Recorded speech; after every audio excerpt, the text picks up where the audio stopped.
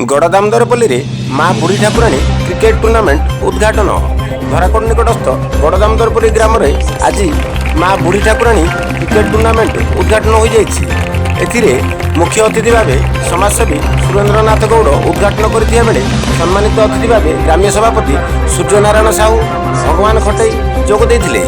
टूर्नामेंटर परिचालना विनायक युवक संघ करथिया बेले आजिर खेल परिचालना चंदन कुमार साहू और रवींद्रनाथ नायक द्वारा परिचालित होइतिला। उद्घाटन मैच रे धराकोट और हाड़ीचिरा सामना सामनी होइतिले।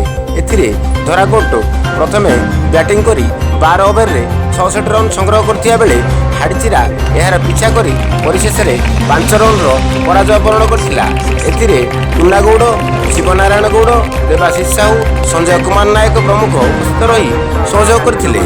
कोविड नियम अनुଯାयी खेल परिचालना करा जायतिला। Music Studio.